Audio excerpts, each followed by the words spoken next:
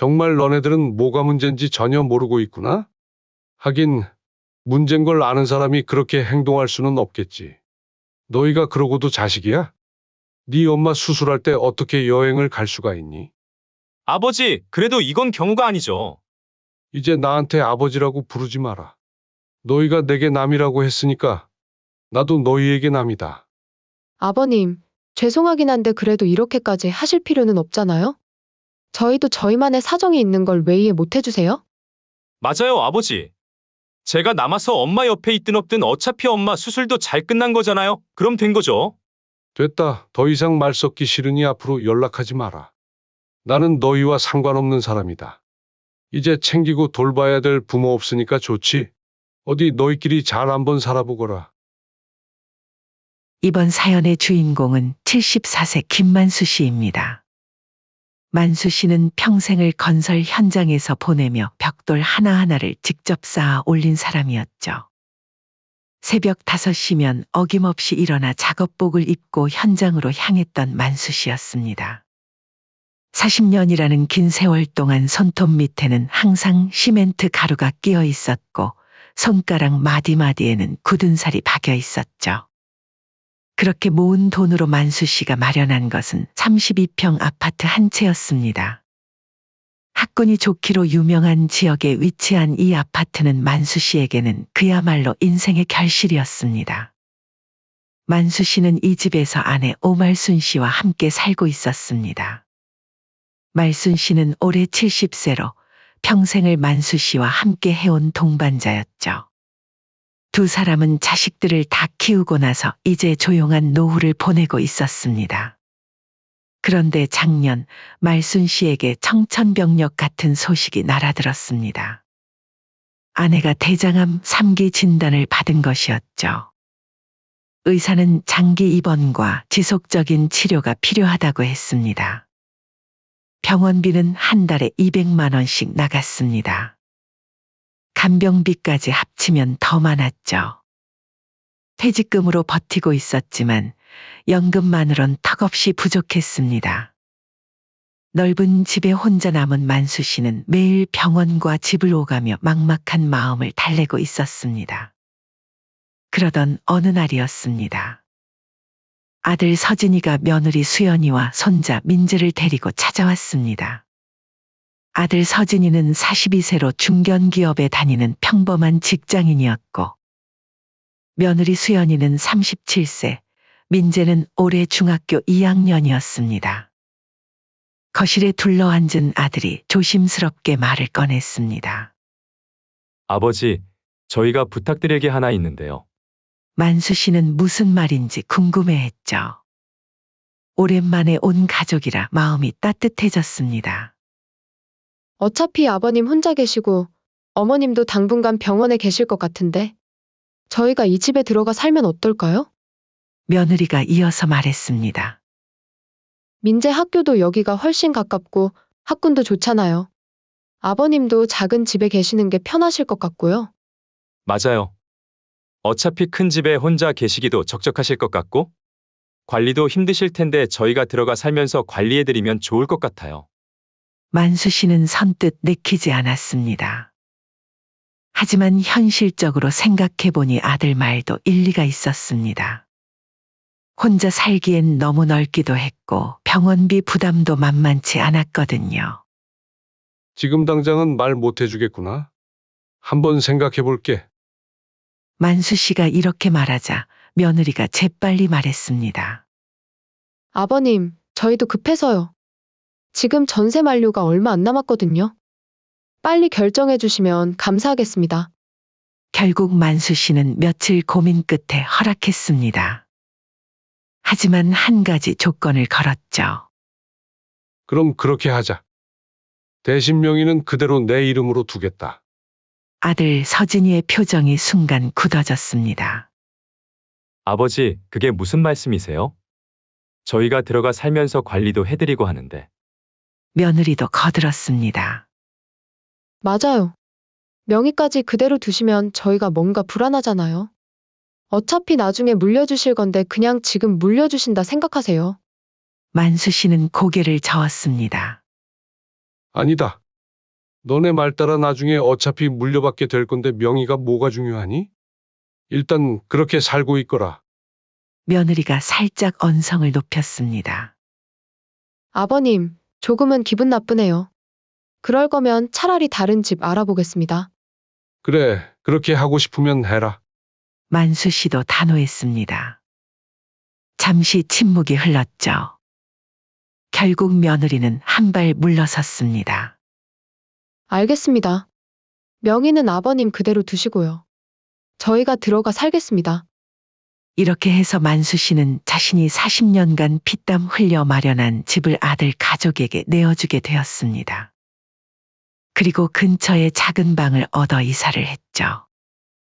새 집은 12평도 안 되는 작은 공간이었습니다. 32평 아파트에 살던 만수 씨에게는 너무도 좁았죠. 하지만 어쩔 수 없었습니다. 그래도 마음 한편으로는 기대감이 있었습니다. 이제 아들 가족과 더 가까워질 수 있을 거라고 생각했거든요. 아들 가족이 이사 온 지 일주일 뒤, 만수 씨는 예전 집을 방문해 보기로 했습니다. 잘 적응했나 보고 안부 좀 물어볼 겸해서 한번 가봐야겠어. 만수 씨는 기대에 부풀어 예전 집 현관문을 눌렀습니다. 초인종을 누르자 며느리 수연이가 나왔죠. 아, 아버님 오셨네요. 그런데 뭔가 이상했습니다. 수연이는 현관문을 조금만 열고 인사를 했습니다.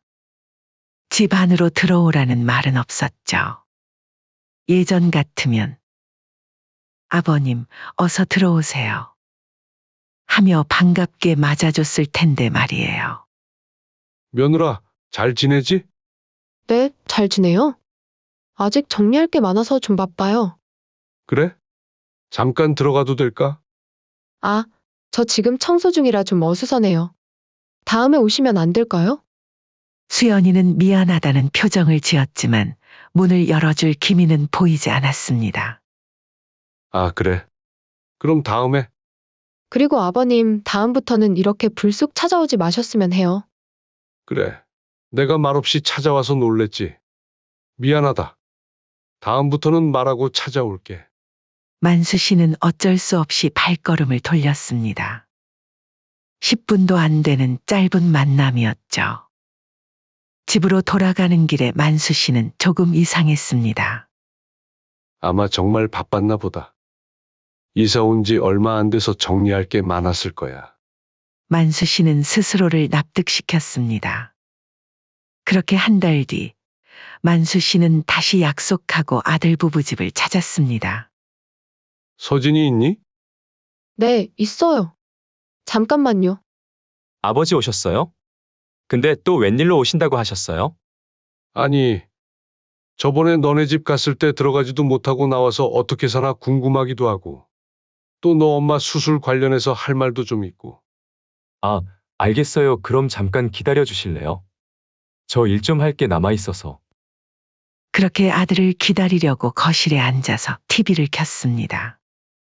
뉴스라도 보면서 좀 쉬고 싶었거든요. 그런데 채 10분도 지나지 않아 만수 씨의 휴대폰이 진동했습니다. 문자였습니다. 수연이에게서 온 문자였죠. 아버님, 죄송한데 TV 소리 좀 작게 해주실 수 있을까요? 만수 씨는 당황했습니다. 바로 옆방에 있는 며느리가 문자를 보낸 거였거든요. 말로 하면 될 것을 굳이 문자로 보낸 이유가 뭘까 싶었습니다. 만수 씨는 볼륨을 줄였습니다. 그런데 조용히 TV를 보고 있는데도 수연이는 안방에서 나오지 않았습니다. 예전 같으면 차라도 한 잔 내와줬을 텐데 말이죠. 30분쯤 지났을 때 화장실에 가고 싶어졌습니다. 예전 자기 집이니까 당연히 집 화장실을 쓰려고 했죠. 그런데 화장실 앞까지 가자마자 또 휴대폰이 진동했습니다. 아버님, 정말 죄송한데 제가 냄새와 물소리에 너무 예민해서요. 남이랑 화장실 같이 쓰는 거가 좀 거북해요. 죄송하지만 혹시 1층 상가 화장실 이용해 주실 수 있을까요? 만수 씨는 문자를 읽고 얼굴이 빨갛게 달아올랐습니다. 이건 너무한 거 아닌가? 하지만 만수 씨는 꾹 참았습니다. 1층으로 내려가서 상가 화장실을 이용하고 다시 올라왔습니다. 계단을 올라오면서 만수 씨의 마음은 무거웠습니다. 돌아와서도 수연이는 여전히 안방에서 나오지 않았습니다. 만수 씨는 한동안 아들을 기다리며 혼자 거실에 앉아 있었죠. 마치 남의 집에 온 것 같은 기분이었습니다. 그렇게 아들과 이야기를 마치고 나서 얼른 나가야겠다는 생각이 들었죠. 수연아, 나 좀 일찍 갈게. 네, 아버님 조심히 들어가세요. 수연이는 여전히 안방에서 나오지 않았습니다. 문틈으로만 대답했을 뿐이었죠. 그날 밤 만수 씨는 병원에 있는 아내에게 전화했습니다. 여보, 나 오늘 집에 갔다 왔는데. 어땠어? 글쎄다. 좀 이상해. 만수 씨는 오늘 있었던 일을 아내에게 말했습니다. 아내도 황당해했죠. TV 소리도 작게 하라고. 화장실도 못 쓰게 해. 아내의 목소리에도 당황스러움이 묻어났습니다. 응? 아내는 한숨을 쉬었습니다. 그래도 참아야지. 적응 기간이 필요한가 보다. 결국 만수 씨는 더 이상 먼저 가지 않기로 했습니다. 너무 눈치가 보였거든요. 그런데 더 서운한 일이 있었습니다. 말순 씨가 입원해 있는 동안 아들 가족이 병문안을 거의 오지 않는 거였어요. 처음 한두 번은 왔지만 그 이후로는 바빠서 못 가겠어요. 라는 말만 반복했죠. 특히 더욱더 서운했던 건 아내가 항암 치료로 많이 힘들어할 때였습니다. 어느 날 아내가 만수 씨에게 말했어요. 여보, 서진이 얼굴이 보고 싶어요. 한번 오라고 하면 안 될까요? 만수 씨는 서진이에게 전화했습니다. 서진아, 엄마가 많이 힘들어 하시는데 얼굴이라도 보여드리면 좋겠다. 그런데 서진이의 반응은 의외였습니다. 아버지, 또 그런 소리 하시는 거예요? 요즘 얼마나 바쁜데요.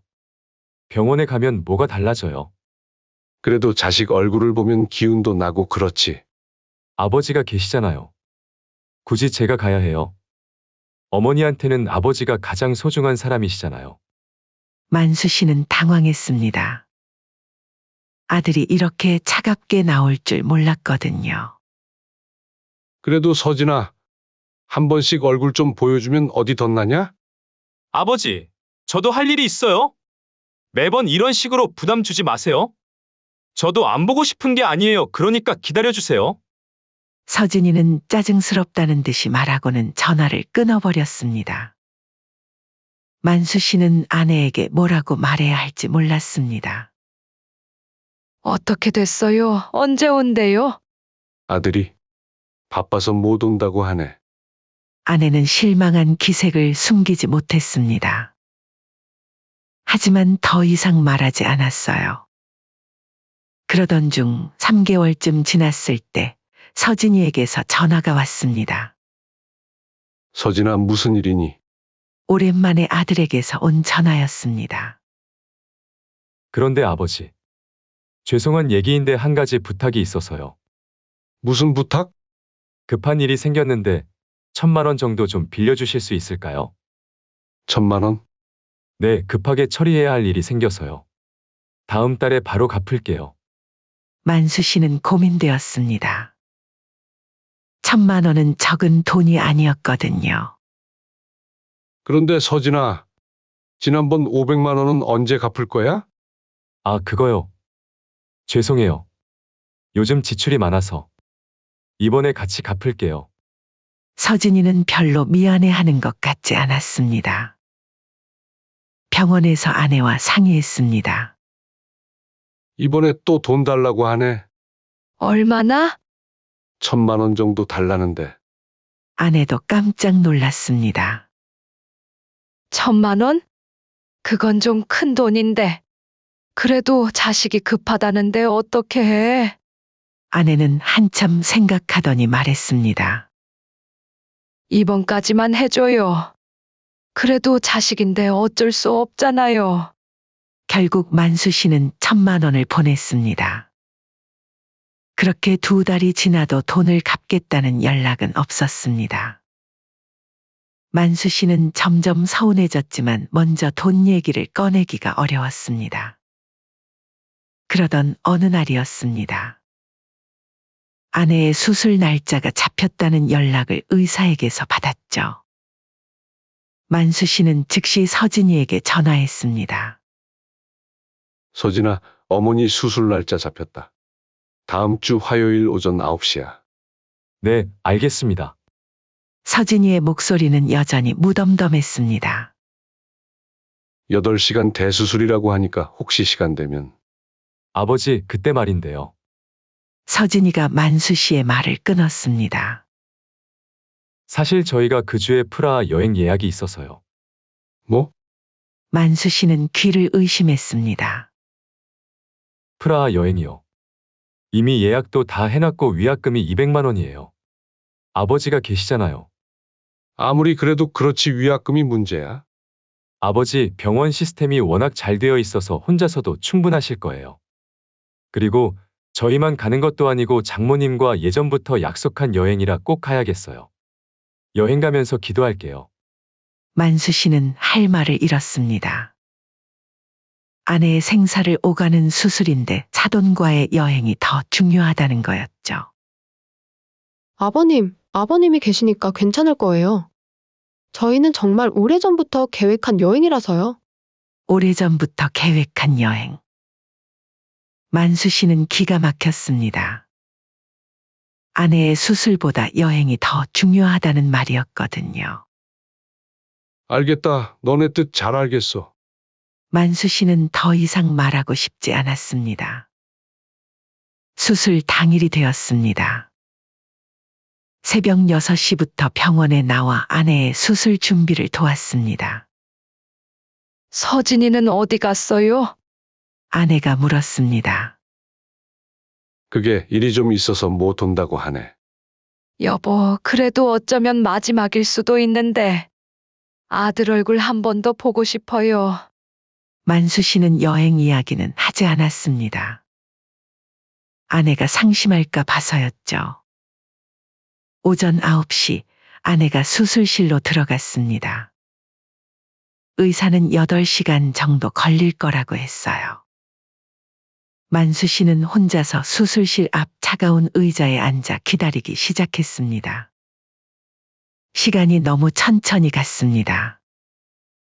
11시, 12시, 1시. 만수 씨는 한 번도 그 자리를 떠나지 않았어요. 점심도 못 먹고 계속 기다렸습니다. 오후 2시쯤 만수 씨의 휴대폰이 진동했습니다. 혹시 서진이에게서 안부 전화가 온 건가 싶어서 급하게 확인했죠. 그런데 문자였습니다. 가족 단톡방에서 온 메시지였어요. 서진이가 보낸 사진이었습니다. 인천공항에서 찍은 듯한 사진이었죠. 드디어 프라하 출발. 장모님과 함께하는 유럽 여행 시작. 아버지, 저희 잘 다녀올게요. 엄마 잘 부탁드려요. 만수 씨는 휴대폰을 보고 있을 수 없었습니다. 아내가 수술대에서 생사를 오가고 있는 동안 아들은 공항에서 신나게 사진을 찍고 있었던 거였어요. 만수 씨는 휴대폰을 끄고 싶었지만 혹시 병원에서 연락이 올까봐 그럴 수도 없었습니다. 오후 6시 드디어 수술실 불이 꺼졌습니다. 의사가 나와서 말했죠. 수술 잘 끝났습니다. 성공적이었어요. 만수 씨는 그제서야 안도의 한숨을 쉬었습니다. 혼자서 8시간을 기다린 끝에 드디어 좋은 소식을 들었죠. 다른 가족분들은 안 계시나요? 간호사가 물었습니다. 네, 저만 있습니다. 아, 그러시구나. 그럼 회복실에서 깨어나시면 연락드릴게요. 만수 씨는 혼자서 모든 수술 후 처리를 해야 했습니다. 서류 작성, 입원실 배정, 의료진과의 상담. 모든 걸 혼자 했습니다. 만수 씨는 정말 화가 머리끝까지 올랐습니다. 아들을 한참 잘못 키웠다는 생각이 들었죠. 그날 밤 만수 씨는 병원에서 밤을 새웠습니다. 아내가 마취해서 깨어나기를 기다리면서 말이죠. 새벽 2시쯤 아내가 깨어났어요. 여보, 서진이는? 만수 씨는 잠시 망설였지만 사실을 말했습니다. 사실 당신한테 어떻게 말해야 할지 모르겠어서 애기 안 했는데 서진이 여행 갔어. 프라하로. 아내의 얼굴이 굳어졌습니다. 여행을? 장모랑 예전부터 약속한 거라고 하더라. 아내는 더 이상 말하지 않았습니다. 하지만 눈물이 주르륵 흘러내렸어요. 그 순간 만수 씨는 결심했습니다. 이제 끝이다. 다음 날 아침 만수 씨는 아내를 간병인에게 맡기고 집으로 돌아왔습니다. 그리고 바로 책상 서랍을 열었어요. 등기부등본, 인감도장, 통장, 신분증. 모든 서류를 가방에 넣었습니다. 집을 금매로 내놓고 싶습니다. 금매요? 어느 정도 시세에서 내놓으실 건가요? 빨리 팔렸으면 좋겠습니다. 일주일 안에요. 부동산 중개사는 놀랐습니다. 일주일 안에요? 그러면 시세보다 좀 낮춰야 할 것 같은데. 상관없습니다. 빨리만 팔리면 돼요. 만수 씨는 감정평가를 받았습니다. 그리고 시세보다 낮춘 가격으로 매물을 내놨죠. 이틀 만에 매수자가 나타났습니다. 현금 보유자였어요. 언제까지 계약 가능하신가요? 내일이라도 가능합니다. 그리고 제가 금매로 내놓는 대신 조건이 하나 있습니다. 어떤 조건을 말씀하시는 거죠? 집은 당장이라도 들어가실 수 있으시지만 안에 있는 짐들은 포장해 놓은 채 한 달 정도는 보관해 둘 수 있을까요? 굉장히 독특한 조건이네요. 알겠습니다. 그렇게 하시죠. 그럼 내일 계약하고 3일 후에 잔금 치르겠습니다. 좋습니다. 만수 씨는 모든 계약을 진행했습니다. 집 명의가 자신 단독이라 아무 문제 없이 매매가 성사됐어요. 계약서에 도장을 찍으면서 만수 씨는 생각했습니다. 자식들한테 더 이상 미련은 없다. 아내랑만 잘 살면 되지. 잔금 날짜는 서진이 가족이 여행에서 돌아오는 다음 날로 잡았습니다. 완벽한 타이밍이었죠. 그렇게 아들 부부의 5박 6일의 여행이 끝나고 한국에 돌아온 날이었습니다. 만수 씨는 부동산 사무소에서 잔금을 받고 있었어요. 모든 서류가 새 주인에게 넘어갔습니다. 수고하셨습니다. 도어락 비밀번호는 언제 바꿔주실 건가요? 지금 바로 바꿔드릴게요. 만수 씨는 새 주인에게 현관 도어락 비밀번호를 알려주고 함께 새로운 비밀번호로 변경했습니다. 그 시각 서진이 가족은 인천공항에서 집으로 향하고 있었어요. 5박 6일 동안 실컷 놀고 온 기분으로 말이죠. 아버지, 어머니한테 안부 전화라도 드려야겠지? 수연이가 말했습니다. 여행 잘 다녀왔다고 해야지. 서진이는 별로 내키지 않았지만 형식적으로라도 전화를 걸었어요. 하지만 만수 씨는 전화를 받지 않았습니다. 왜 안 받으시지? 피곤하셔서 그런가 봐.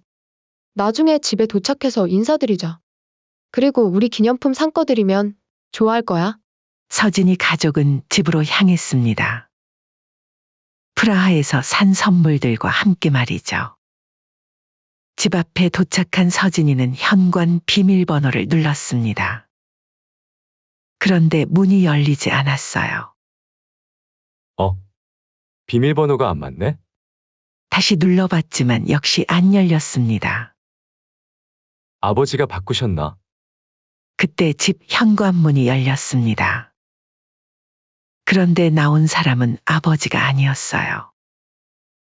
완전히 낯선 남자였습니다. 누구세요? 서진이가 당황해서 물었습니다. 저는 이 집을 매입한 사람인데요. 며칠 전에 김만수 씨와 매매 다 끝냈습니다. 안에 있는 짐 저희가 보관하고 있으니 한 달 안에 가져가 주세요. 뭐라고요? 서진이와 수연이는 귀를 의심했습니다. 매매요? 무슨 말씀이세요? 여기는 저희 집인데. 정식으로 계약하고 어제 잔금까지 다 치렀습니다. 여기 계약서 있어요. 새 주인은 계약서를 보여줬습니다. 분명히 김만수의 도장이 찍혀 있었어요. 이게 무슨 일이에요? 저희가 여기 살고 있는데. 서진이는 급하게 만수 씨에게 전화를 걸었습니다. 하지만 꺼져 있었어요. 경찰 불러야겠어요. 수연이가 소리쳤습니다. 30분 후 경찰이 도착했습니다. 어떤 일이신가요? 저희 집이 갑자기 다른 사람 걸로 되어 있다고 해요. 경찰은 계약서를 확인했습니다. 계약서상으로는 법적 문제가 없어 보이는데요. 김만수 씨 단독 명의니까 매매가 가능하셨을 거고요. 그럼 저희는 어떻게 해요? 김만수 씨와 직접 상의하셔야 할 것 같습니다. 아들은 계속 만수 씨에게 전화를 걸었지만 받지 않았습니다. 그때 서진이의 휴대폰에 문자 한 통이 왔죠. 서진아, 집을 팔았다. 내 어머니가 수술대에 누운 날, 넌 프라하 성 앞에서 사진을 찍고 있었다. 나는 8시간 동안 혼자 기다렸고, 너는 장모와 맥주를 마셨다. 너희가 남처럼 굴었으니, 나도 남처럼 행동했으니 너무 억울해하지 말거라. 서진이는 문자를 읽고 얼굴이 새하얘졌습니다. 수연이가 문자를 보더니 말했습니다. 이게 뭐예요? 왜 갑자기 이러시는 거예요? 그때 택시 한 대가 집 앞에 섰습니다. 만수 씨가 내렸어요. 병원에서 아내를 돌보고 온 길이었습니다. 아버지! 아들 서진이가 달려갔습니다. 아버지! 이게 무슨 일이에요? 왜 집을 팔아버리신 거예요? 만수 씨는 차갑게 말했습니다. 내 집 내가 팔겠다는데 왜 너네들이 난리니? 저희가 살고 있는데 왜 말도 안 하고. 정말 너네들은 뭐가 문제인지 전혀 모르고 있구나. 하긴 문제인 걸 아는 사람이 그렇게 행동할 수는 없겠지. 너희가 그러고도 자식이야? 네 엄마 수술할 때 어떻게 여행을 갈 수가 있니? 아들은 할 말이 없었습니다. 아버지, 그래도 이건? 이제 나한테 아버지라고 부르지 마라. 만수 씨의 목소리는 얼음처럼 차가웠습니다. 너희가 내게 남이라고 했으니까 나도 너희에게 남이다. 아버님, 죄송해요. 죄송하긴 한데 그래도 이렇게까지 하실 필요는 없잖아요? 저희도 저희만의 사정이 있는 걸 왜 이해 못 해주세요? 며느리가 울면서 말했습니다. 서진이와 수연이는 아무 말도 할 수 없었습니다. 앞으로 연락하지 마라. 나는 너희와 상관없는 사람이다. 챙기고 돌봐야 될 부모 없으니까 이제 좋지. 너희끼리 잘 한번 살아보거라. 만수 씨는 그 말을 남기고 택시에 다시 탔습니다. 강원도 속초로 가주세요. 택시가 떠나는 것을 보며 서진이 가족은 멍하니 서 있었습니다. 2주 후 만수 씨는 속초 바닷가 근처에 작은 집을 마련했습니다. 아내가 퇴원한 후 함께 새로운 삶을 시작하기 위해서였어요. 여보, 우리끼리 남은 인생 잘 지내봐요. 자식은 없다 생각하고. 우리는 충분히 참았고 충분히 베풀었어. 만수 씨는 창문 너머로 보이는 바다를 바라보며 말했습니다. 이제 여기서 우리만 생각하고 살자. 남이 아닌 주인으로. 아내도 고개를 끄덕였습니다. 그래요. 우리도 우리 인생을 살 권리가 있어요. 그날 밤 아들 서진이에게서 마지막 문자가 왔습니다. 아버지, 정말 죄송합니다. 저희가 정말 잘못했어요. 한 번만 용서해 주세요. 하지만 만수 씨는 그 문자를 읽고 바로 번호를 차단해 버렸습니다. 이제 정말 끝이야. 만수 씨는 아내의 손을 잡고 바닷소리를 들으며 새로운 시작을 다짐했습니다. 그리고 무엇보다 자신을 남처럼 대한 가족들에게 그들이 받아야 할 대가를 치르게 했다는 만족감이 있었습니다.